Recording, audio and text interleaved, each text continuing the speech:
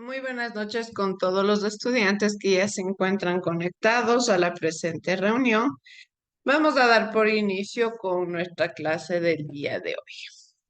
Nosotros en las clases pasadas habíamos estado hablando acerca de las civilizaciones precolombinas, es decir, estas civilizaciones que se ubicaron en la línea histórica antes de la llegada de la colonización, es decir, antes de la llegada de Cristóbal Colón a nuestro territorio latinoamericano, el territorio como tal americano. ¿Qué sucede?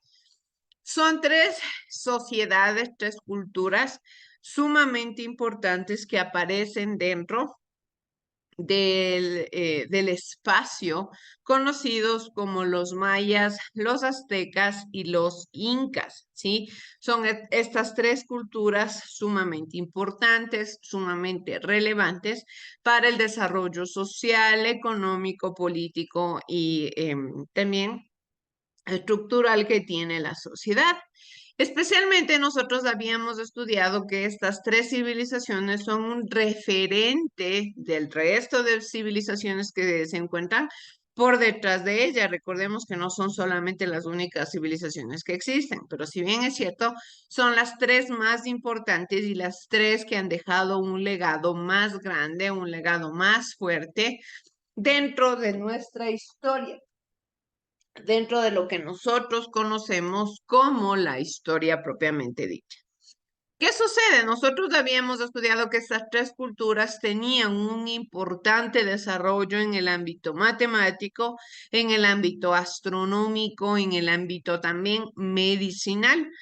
Quiere decir que estas sociedades estaban estructuradas de una manera bastante bien elaborada.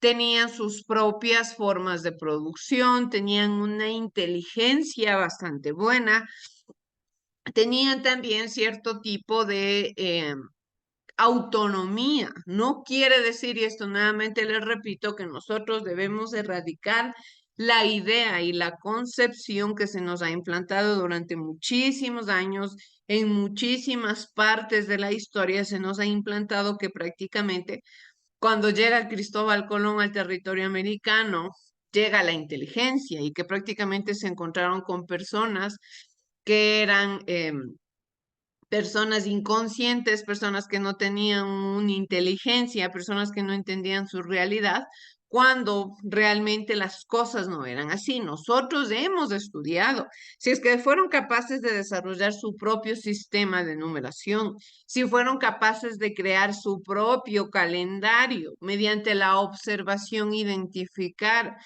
temporalizar al espacio, que podíamos nosotros entender que eran sociedades sumamente inteligentes, sociedades sumamente desarrolladas.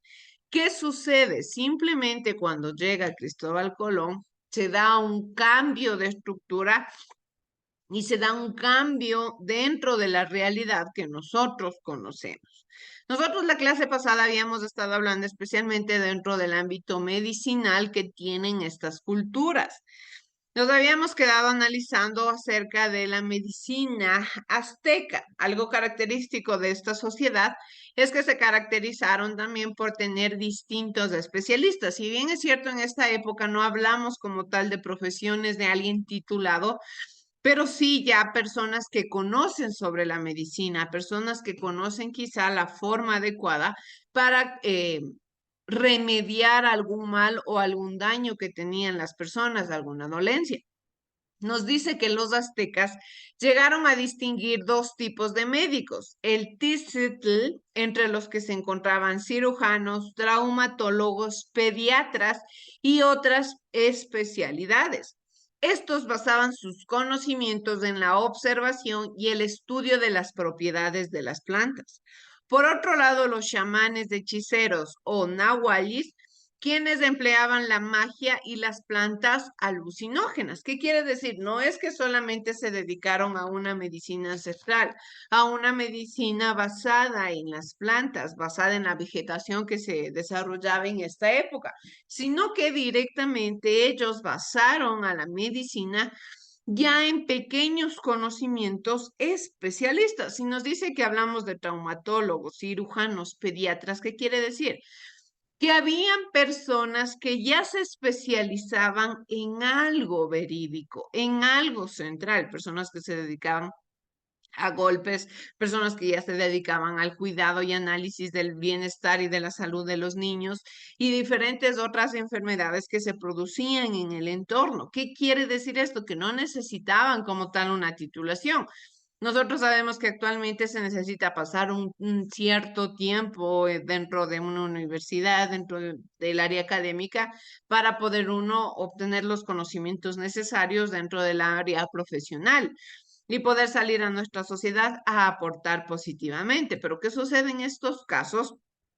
La mayoría de estas sociedades, la mayoría de estos entornos se caracterizaron principalmente por estar estructurados y por estar adaptados mediante el conocimiento. Sí, si bien es cierto, era un conocimiento un poco casero, un conocimiento un poco basado en las sociedades, en el entorno que ellos tenían, pero les ayudó a evolucionar, les ayudó también a contrarrestar muchas enfermedades que estaban suscitándose en el entonces. Por otro lado, también tenemos ya los primeros indicios de lo que eran las farmacias.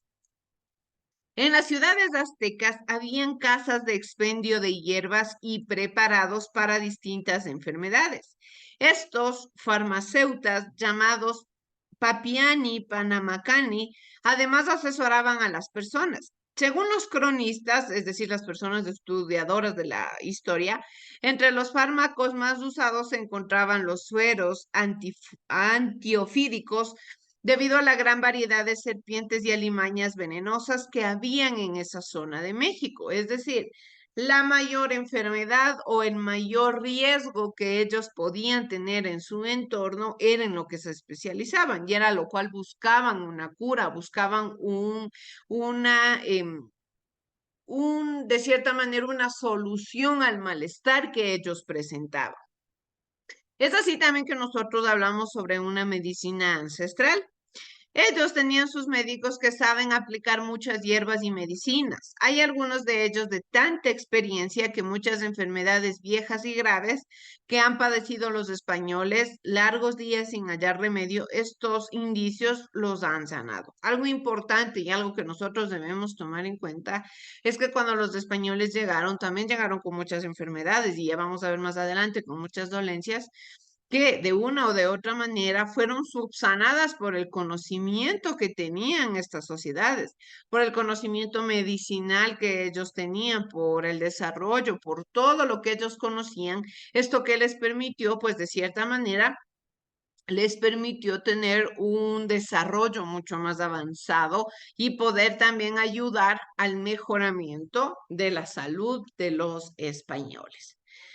Es así que cuando nosotros estudiamos ya correctamente e identificamos a estas culturas precolombinas, pasamos a la parte de la historia conocido como el choque cultural en América.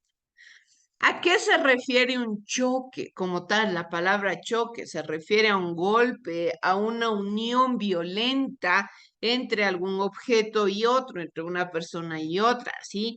¿Qué quiere decir? Es una unión forzada. Una cosa es una unión por voluntad y otra cosa es un choque, es decir, algo que se da sin esperarlo, de una manera un poco brusca, un poco a la fuerza, ¿sí? A eso se refiere la palabra choque. ¿Y por qué nosotros hablamos del choque cultural en América?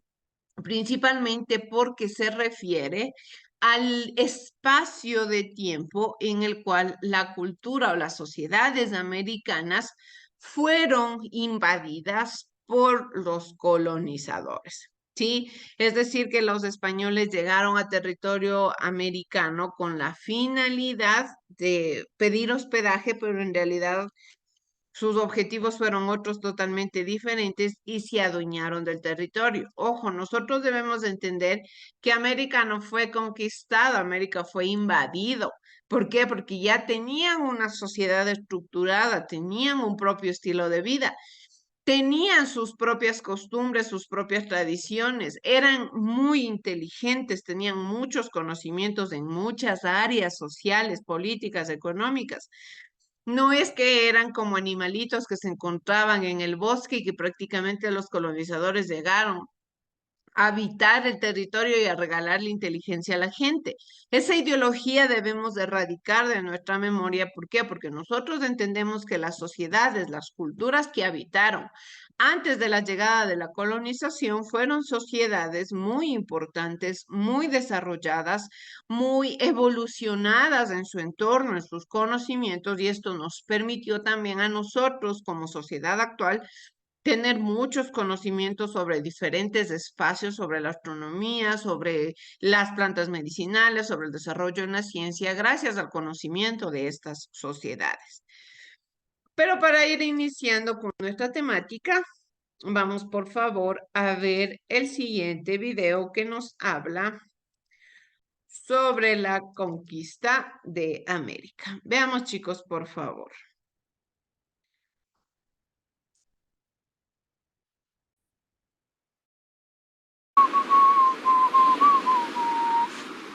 Señor, disculpe, ¿está usted perdido acaso?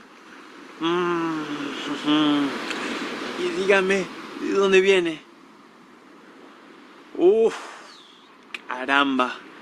Sí que está lejos de su casa. ¿Cómo le puedo ayudar? ¡Ah! ¡Maldito!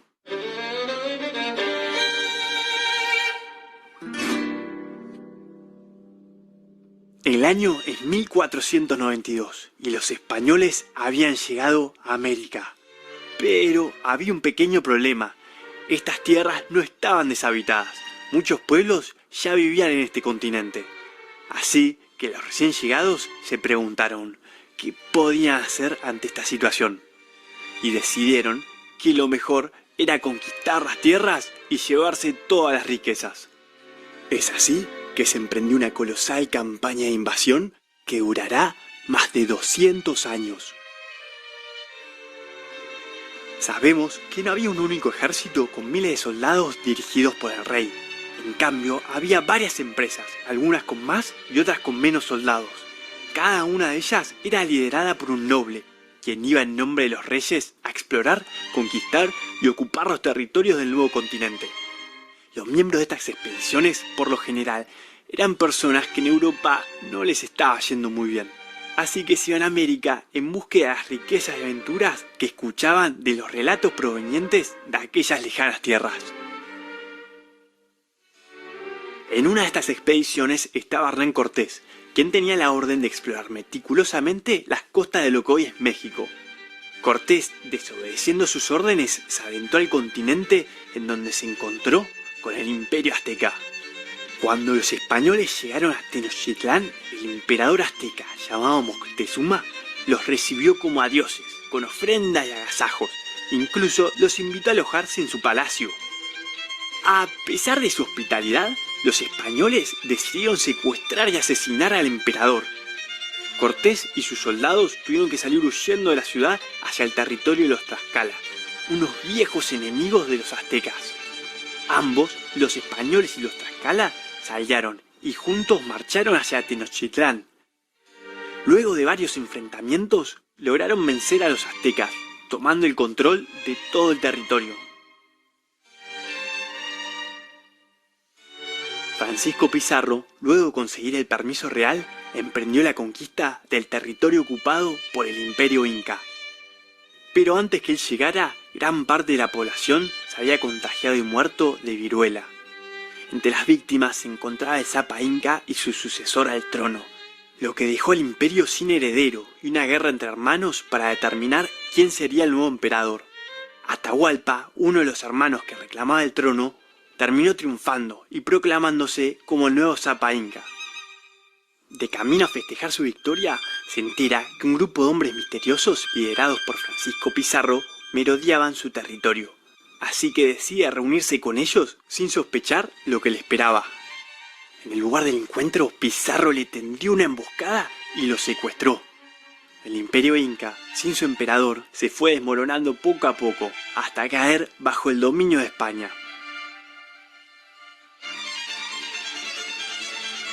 A pesar de que los españoles eran muchos menos, lograron vencer a dos grandes imperios. Existen varios factores que lo favorecieron. En primer lugar, las armas de los españoles eran más avanzadas. Tenían armas de fuego como fusiles y cañones y portaban pesadas armaduras y espadas de acero. Además, tenían animales que no existían en América, como los caballos, que eran grandes máquinas de guerra. Otra pieza fundamental en la conquista fueron los conflictos internos que había entre los pueblos nativos. Los españoles aprovecharon esta situación y se aliaron con las tribus enemigas de los aztecas y los incas. Y por último, las epidemias. Cuando los europeos llegaron a este continente, trajeron con ellos enfermedades como la viruela y el sarampión. Estas mataron un gran porcentaje de la población nativa, incluyendo a más de un emperador.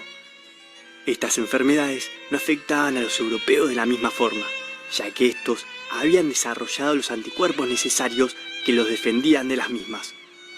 Es así como de la noche a la mañana, los nativos americanos vieron que su mundo había sido alterado para siempre.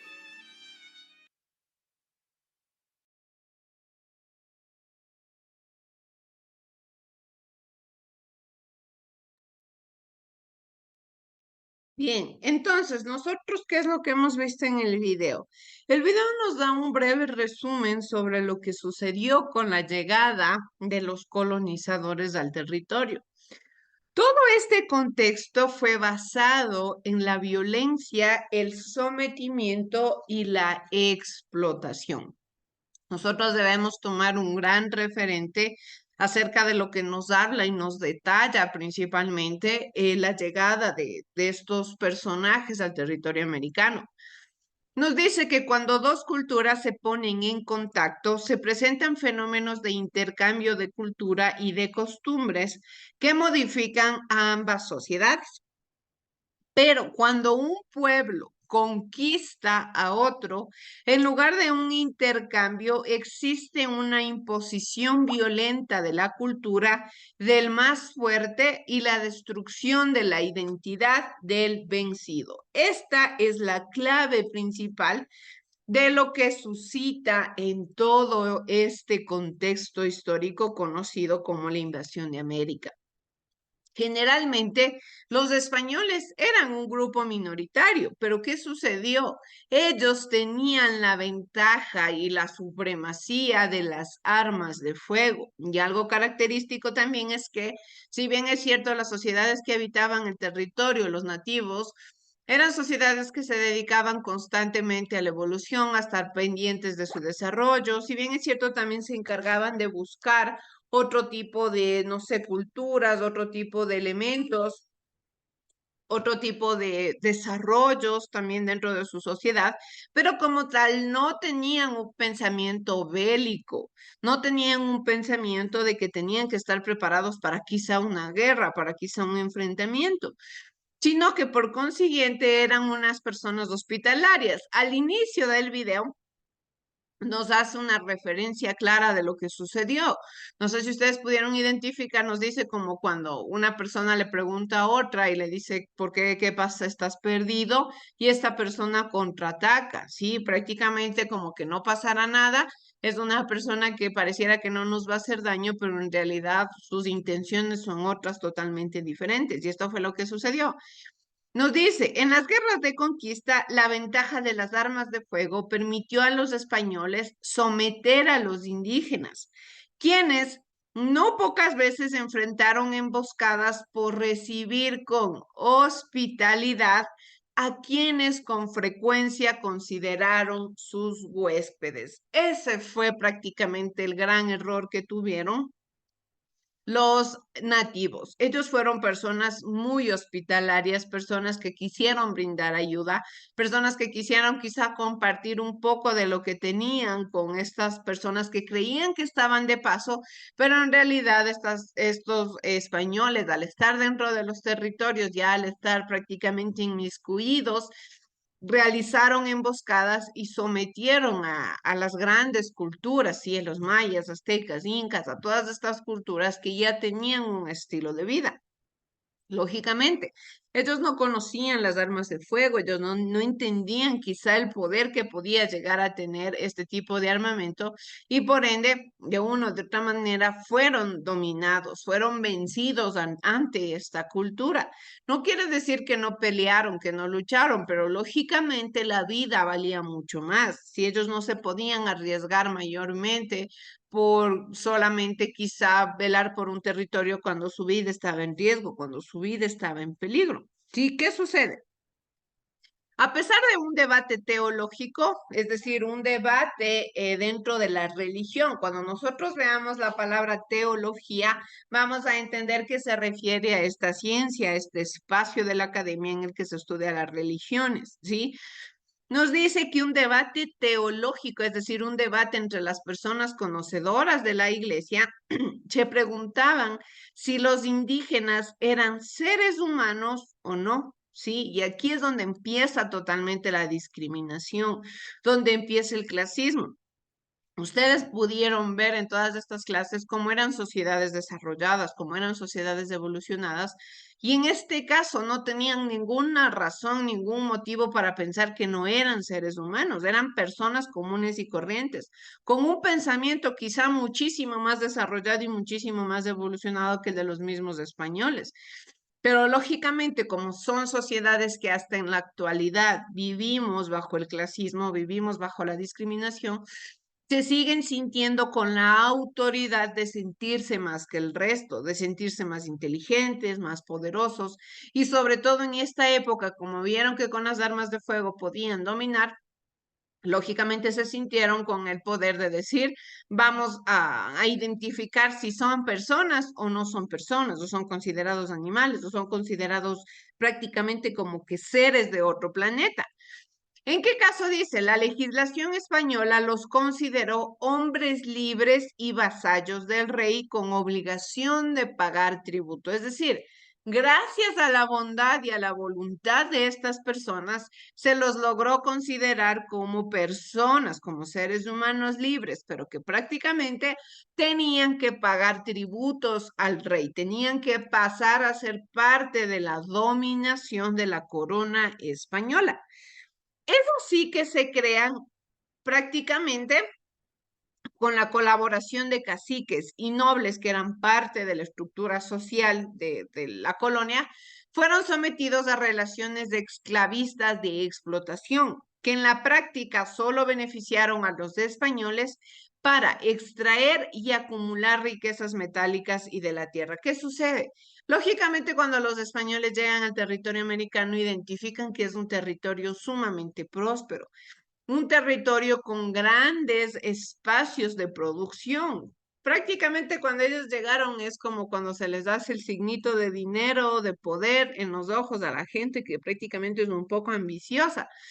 Ellos vieron que dentro de nuestro territorio podían obtener grandes beneficios, no solamente personales, sino también a nivel de relaciones con otros territorios. ¿Por qué? Porque como les digo, era un territorio fértil, un territorio que había sido sumamente bien trabajado por las culturas que habitaron dentro de los mismos, que producían, que eran autosustentables, que a su vez podían producir metales preciosos, podían prácticamente, ellos vieron como una mina de grandes recursos, de grandes elementos importantes para el desarrollo de la sociedad. Prácticamente ellos no llegaron al territorio americano con el afán de apoyar o de aportar, quizá porque eran un poco más desarrollados en el ámbito tecnológico, quizá no llegaron con una intención de promover este conocimiento también aquí, sino que simplemente de imponerse, de utilizar su fuerza, de utilizar sus recursos en beneficio de ellos mismos, nunca en beneficio de los pobladores que habitaron en este territorio. Y es así que crean tres espacios, tres formas de trabajo dentro de la época en la cual ellos llegaron, con la finalidad de explotar la tierra en base al trabajo de estos pobladores. A esto se refiere la encomienda lamita y el yanaconazo. La encomienda se refiere a un grupo de indígenas que eran llevados a una concentración para trabajar en las labores cuyos productos beneficiaban al encomendero español. Todo esto a cambio de una pequeña retribución que no le permitía mejorar sus condiciones de vida. Para nada, nunca se esperaba tener un buen estilo de vida o un pensamiento de vida un poco mejor. Jamás eso se esperó dentro de la época colonial. Prácticamente desde la llegada de estos personajes al territorio latinoamericano, la estructura como tal de los nativos cambió totalmente. Su libertad, sus derechos, sus costumbres, sus tradiciones se erradicaron por completo y fueron forzados a trabajar en lo que los españoles querían en beneficio de la corona. Otro de los trabajos fue la mita. Aquí los indígenas de una comunidad eran sorteados para trabajar durante un tiempo determinado en las propiedades de los españoles. Y por último tenemos al Yanaconazgo, que permitía esclavizar permanentemente a los pueblos prisioneros de las guerras de conquista sin percibir remuneración. ¿Sí? Lógicamente estamos hablando de un sistema económico. Con la llegada de la colonización al territorio americano, ya se está hablando de un sistema económico, ya se está hablando quizá de un sistema monetario. Entonces, prácticamente los indígenas no conocían absolutamente nada de ello. Para todo lo que ellos estaban viviendo en el momento era totalmente nuevo, era totalmente extraño. Es como si alguien a ustedes les fuera a votar en Rusia, en Alemania, en China, donde ustedes no saben ni siquiera qué costumbres tienen, cómo es el trabajo, cómo son las tradiciones, cómo es la forma de la economía, cuánto vale quizá la moneda de allá, nada.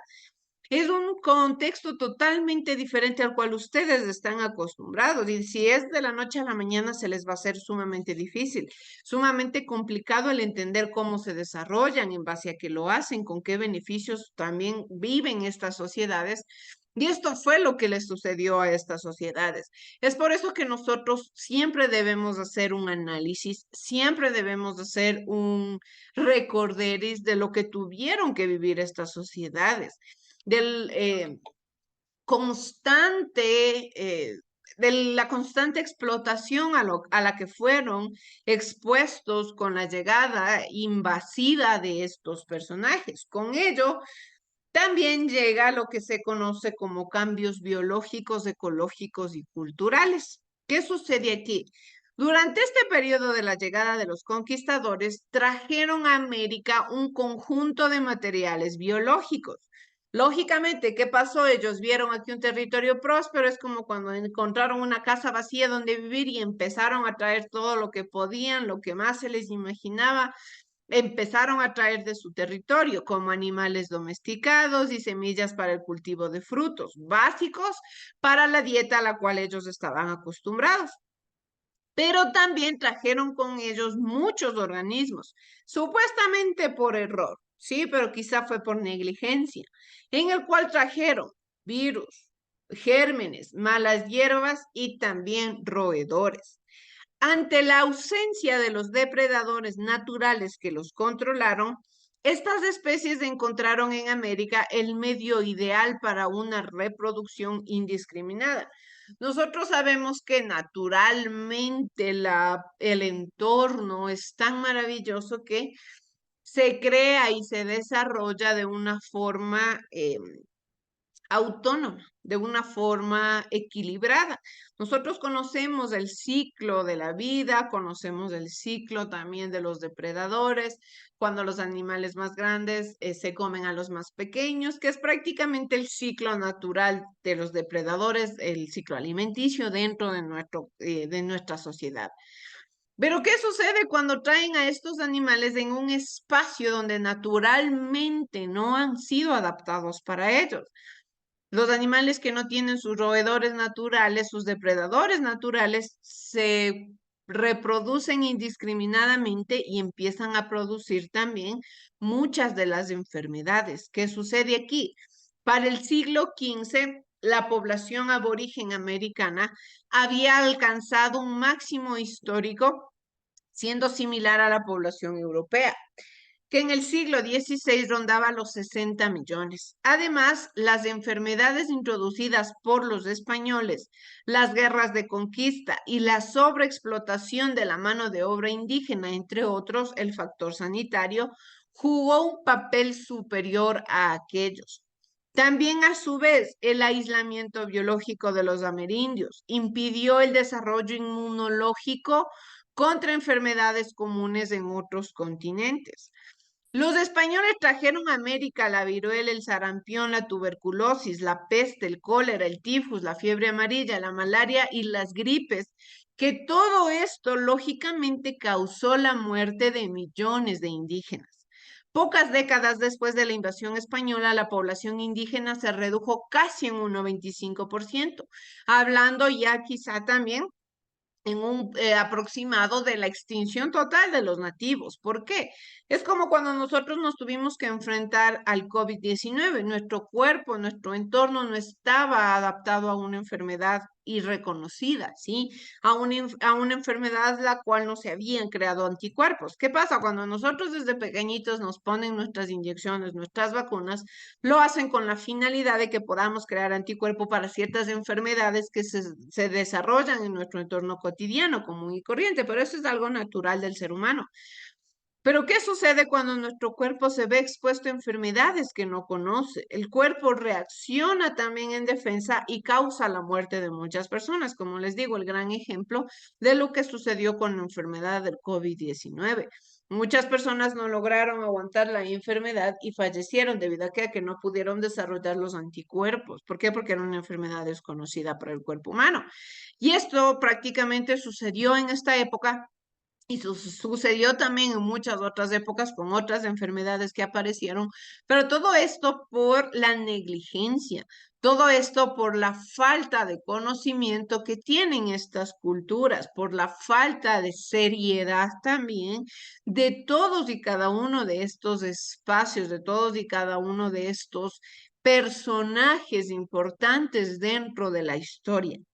La disminución de la población indígena, casi al límite ya de su extinción, transformó radicalmente el medio en el que se desarrolló la colonización, pues extensos territorios que fueron explotados intensamente en periodos prehispánicos fueron encontrados en situación de abandono por parte de los colonos, porque lógicamente ya no había quien trabaje en las tierras. Ellos lo que vinieron fue a explotar, fue hacerles trabajar indiscriminadamente a los indígenas y como vieron en el territorio que ya no tenían otra finalidad, ya no tenían otra salida, no les tocó de otra más que seguirles explotando.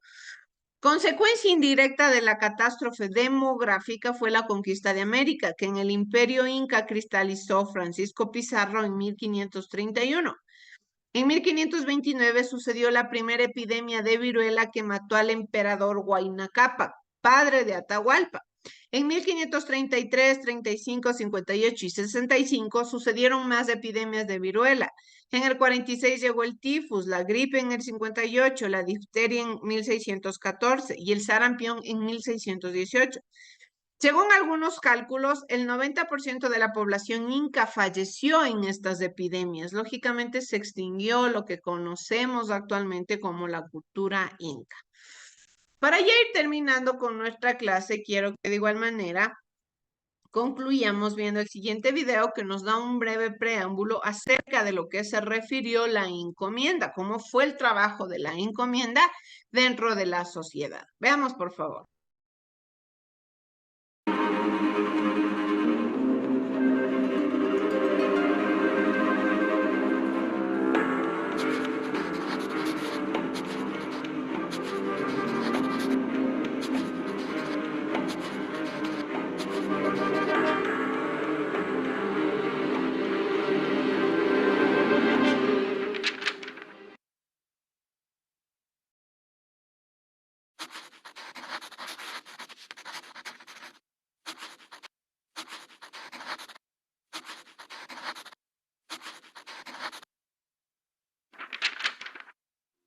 A finales del siglo XV, los exploradores españoles consiguieron llegar al continente americano, un continente que para ellos era desconocido. Aunque al principio las relaciones entre los pueblos americanos y los españoles fueron amistosas, rápidamente comenzaron a surgir los problemas. Los españoles deseaban conquistar las tierras americanas y así aprovechar sus recursos económicos, así que iniciaron un proceso de conquista a lo largo del continente. Este proceso de conquista fue posible gracias a la creación de una institución conocida como la encomienda. Pero, ¿qué era la encomienda? La encomienda fue una institución creada por la monarquía española, con la intención de recompensar a los conquistadores españoles, organizar la economía de las tierras conquistadas y evangelizar a los pueblos indígenas. En esta institución, la corona española permitía que algunos de los españoles en América tuviesen a un grupo de indígenas bajo su control. A estas personas se les conocía como encomenderos. Los indígenas estaban obligados a pagar tributos al encomendero. A cambio, el encomendero debía enseñarle a los indígenas la religión y costumbres de los españoles. De esta manera, la encomienda sirvió para que los españoles aprovecharan el trabajo de los indígenas y también para que los indígenas adoptaran la religión y la cultura de los españoles. Las primeras encomiendas fueron creadas en las Antillas a principios del siglo XVI. Allí, los indígenas fueron forzados a realizar construcciones y a trabajar en las explotaciones de oro. Pero ellos no estaban acostumbrados a este tipo de trabajos. Por eso, los conquistadores pronto los reemplazaron por esclavos africanos. Rápidamente, la institución de la encomienda se expandió por el resto de tierras dominadas por los españoles. En México, la encomienda fue muy importante para el desarrollo de la minería y el desarrollo de las haciendas agrícolas y ganaderas. Estas actividades fueron fundamentales para el comercio. En Centroamérica, los indígenas pagaban tributos a la encomienda. Bien, chicos, hasta aquí la clase del día de hoy. Les dejo para que puedan continuar a su siguiente clase. Que tengan una excelente noche.